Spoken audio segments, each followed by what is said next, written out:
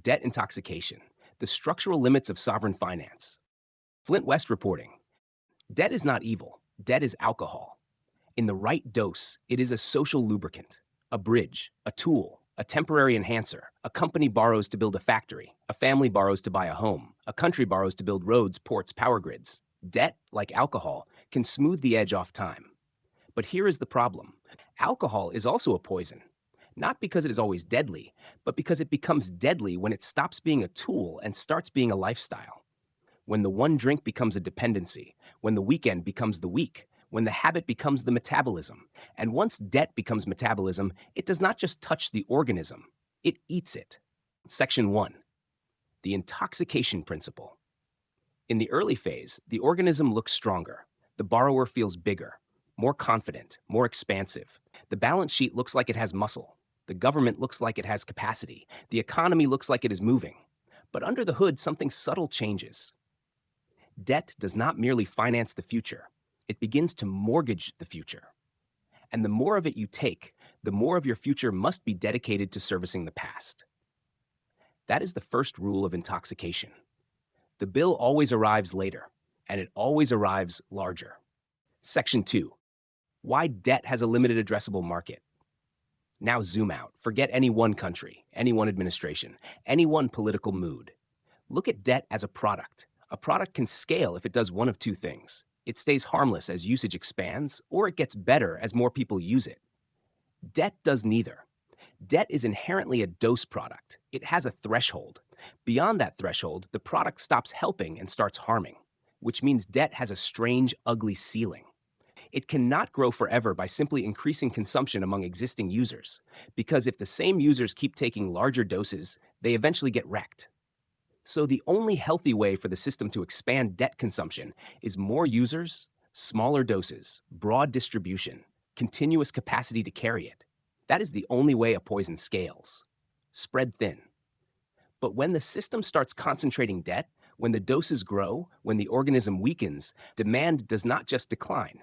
It flips. People stop wanting the product, not because they are irrational, because they are learning. Section 3. The rollover reality, the Ponzi-like dynamic. Now we are at the mechanical layer. Most people think sovereign debt fails when it cannot be repaid. That is not how modern systems work. Modern sovereign debt fails when it cannot be rolled. This is the rollover state. Old debt matures. New debt is issued. The new buyer funds the old obligation. It is not paying it off. It is passing it forward. And in that structure, the market must always be open. There must always be a new buyer, a new bid, a new rollover, a new participant willing to hold the claim. So yes, mechanically, there is a resemblance to a Ponzi dynamic. New participants become the liquidity that allows old obligations to clear.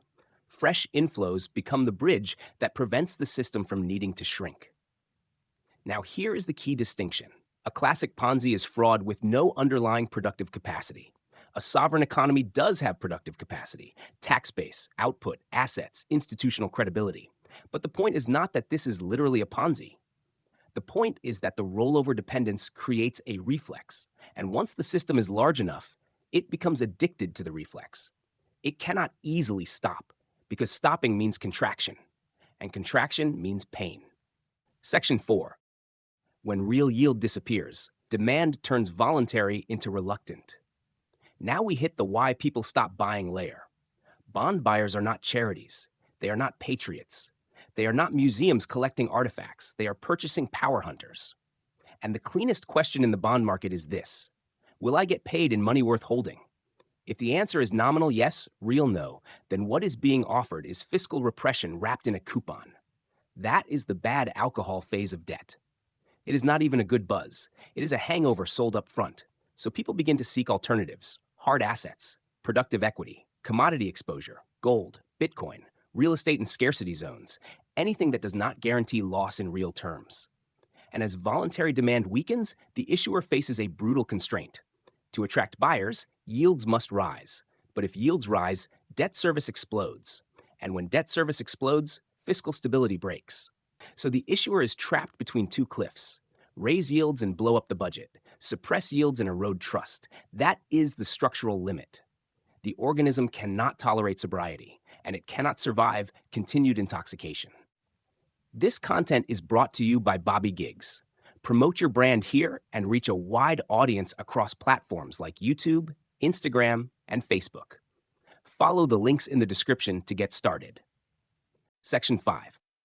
The central bank as the dealer of last resort. Now we go deeper. The intervention layer.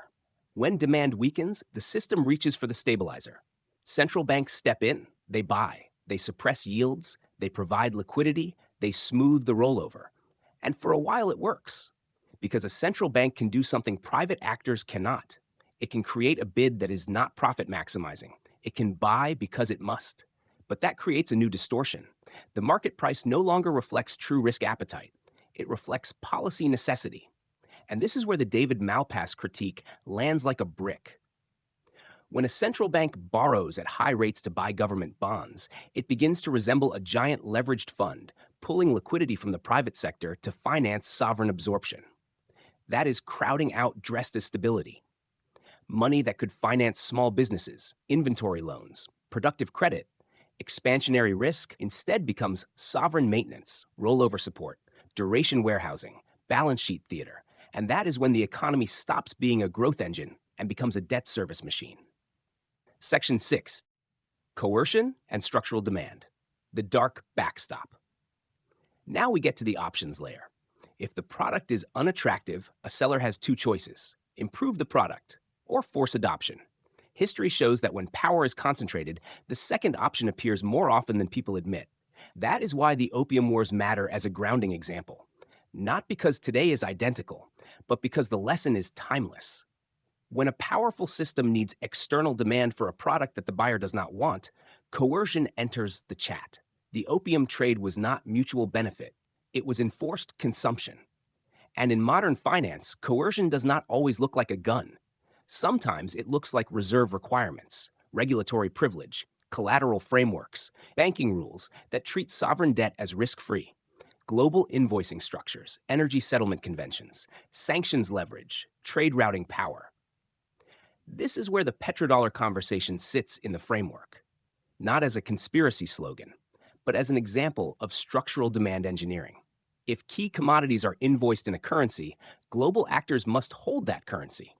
If they must hold that currency, they indirectly support the sovereign paper ecosystem behind it. That is demand not generated by attractiveness alone, but by architecture. Section 7. The system's core contradiction. Now stitch it together. Debt behaves like alcohol. Its harm scales with dose. It requires rollover dynamics. It becomes dependent on new buyers. When real yield vanishes, voluntary demand shrinks. Central banks substitute demand, distorting price discovery. Private capital gets crowded out. The issuer faces the two-cliff trap: raise yields and destabilize, suppress yields and erode trust.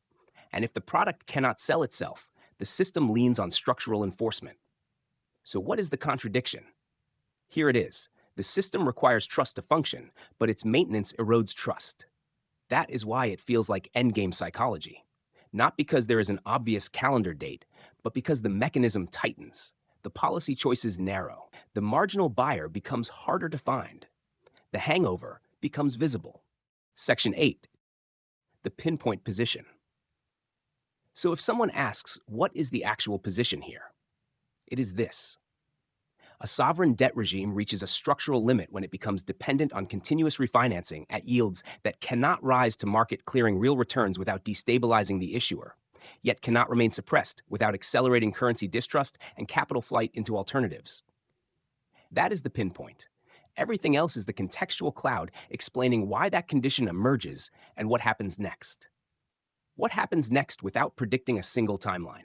There are only a few exits from debt intoxication. Sobriety. Fiscal restraint plus real growth, hardest politically, cleanest economically. Inflation, reduce real burden by debasing the unit, common historically, corrosive socially. Financial repression, cap yields, steer capital, regulate buyers. Quiet coercion, slow bleed. Restructuring or default, explicit or implicit. Fast pain, resets the system. Externalization, use global architecture to sustain demand. Dollar plumbing, commodity settlement influence, reserve structures. Every sovereign system toggles between these tools because they are the only tools. But the key is none of them are free. They all redistribute pain, And the only real question is who carries the hangover. Section 9. Closing. The Flint West Truth. Debt is not the villain. Debt is the bottle. And the bottle can be used to toast a victory or to drown a future. But once an economy becomes a rollover machine, once the central bank becomes the stabilizer of last resort, once real yield disappears and the market stops buying voluntarily, you are no longer selling a product. You are managing an addiction. And every addiction ends one of two ways: discipline or collapse. That is not ideology. That is physiology. That is the math of intoxication. That is the structural limits of sovereign finance. Flint West signing off.